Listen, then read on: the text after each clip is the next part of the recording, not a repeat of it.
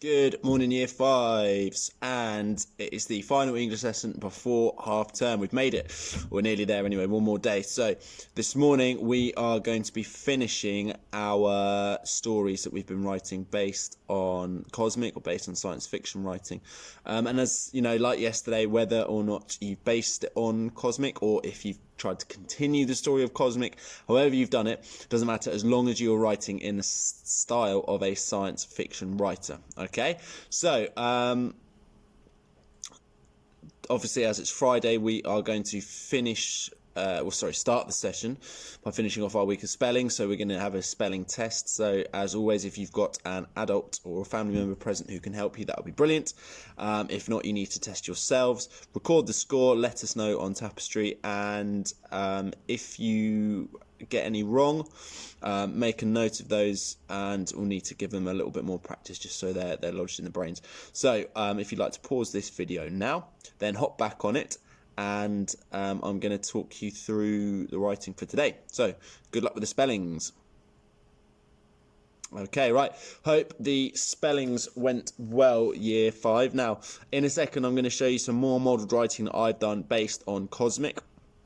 And again, I'm going to show you some editing and improving that I've done to the story to improve a piece of writing that I've done. So today, we are wrapping up the story. Now, because this is only, you're not writing a series of books or anything like that, you can't leave the story on a cliffhanger. So today we are wrapping up the story, which means we need to have a satisfactory ending. Okay, we can't just leave it on a cliffhanger. So, we want to keep the audience gripped, that sort of thing. That's brilliant within a story, but at the end of the story, we need to make sure we're rounding it off successfully and effectively. So that is our job for today. So in a second, I'm going to show you my modelled piece of writing.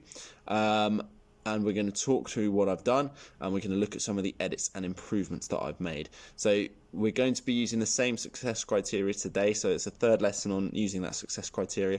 So we should be really, really happy and okay with what that consists of. So this document is attached to the Tapestry post. I'm going to read you my 2 paragraphs here before editing and improving, and then I'm going to read it to you after as well. And I've highlighted some of the things I've changed just to make it easier for you guys to see what I've done. So, the glow of light became so bright that all of the crew had to cover their eyes and duck down behind the control desk. Liam grabbed his space goggles and jumped back up. He gasped at what he saw. A huge, flaming meteor was heading straight for the spaceship. Liam grabbed the joystick of the craft and began shouting orders to the other crew members. Just in the nick of time, the crew managed to swerve the ship out of the way of the meteor. They high-fived and congratulated each other on their work. Liam slumped down away from the controls, exhausted but overjoyed that the ship and crew were safe.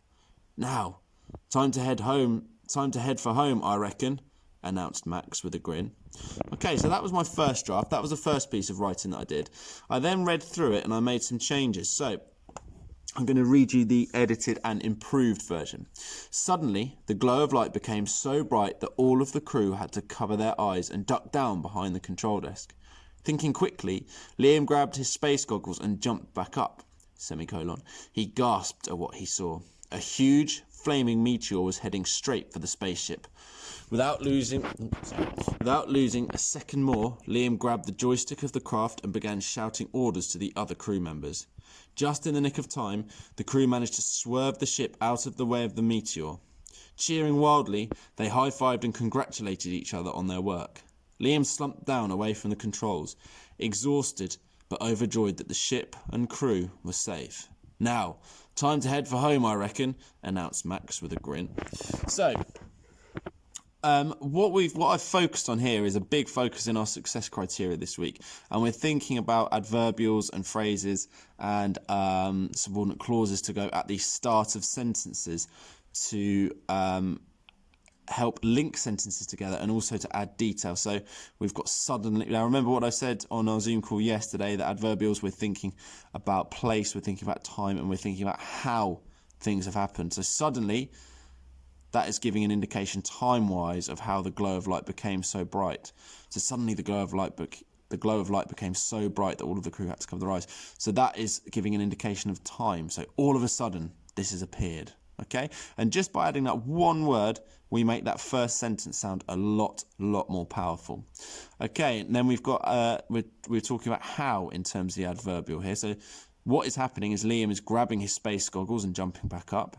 And how he's doing that, he's thinking quickly. Okay, he's thinking quicker than the rest of the crew, because the rest of the crew have covered their eyes and ducked down, and Liam, thinking quickly, has jumped back up and grabbed his space goggles. Okay, so that there is how Liam has done something. Now, I've highlighted a semicolon there because before we just had two, I think, simple sentences. So we had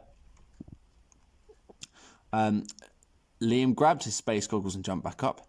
He gasped at what he saw, which is fine. It works, and the use of the short sentence there works quite nicely to build up tension. But I've decided to show off that I can use semicolons here, and so because we've just got a short sentence after that, you pop a semicolon there, and then have the second clause linked with the semicolon. Okay. Now I've left the next sentence alone. A huge flaming meteor was heading straight for the spaceship, and again this is another how. So without losing a second more, Liam grabbed the joystick. Okay, so that suggests he's rushing. Okay, so that's giving an indication as to how Liam has done that. Next paragraph, again, it's another kind of how one, cheering wildly. They high-fived and congratulated each other. The word or the adverb wildly suggests that they are really over the moon, as you would be if you've just dodged a space disaster. And again, just by adding one or two words to each sentence there, it makes them sound so much more developed, so much more mature. So what I'm looking for year 5 today in your writing is obviously you need to be finishing the story. You need to be, if I go on to the success criteria there, we need to still be referring back to our success criteria. We need to think about accurately punctuated dialogue. If you look at my my version, where are we? Here we go. If you look at my version here, I've only used one little bit of dialogue at the end there, but I've used that to round off the story. So you don't need huge, long conversations that go on for pages. Just one or two lines of dialogue is enough to show that you're able to use them. Okay. Describing a character, once again, we've described characters through their actions. And again, it's mainly Liam taking charge of the situation in my story. In your story, it might be somebody else. But remember, it doesn't have to be a boring, he has brown hair and wears dark clothes. Okay, it's through their actions, how they move, how they speak, how they act. That is how we get really high-level character descriptions. We've thought very carefully about the sentence starters. We've used paragraphs accurately, and we've punctuated accurately as well. So you should be going back to that success criteria, frequently checking what you've done. Okay, so it is time to hand over to you now, Year 5, for the final time this half term.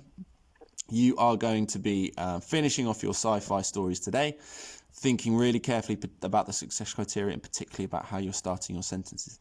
As always, any questions, pop them straight onto Tapestry for us. And other than that, really looking forward to seeing your work later on, Year 5. Good luck.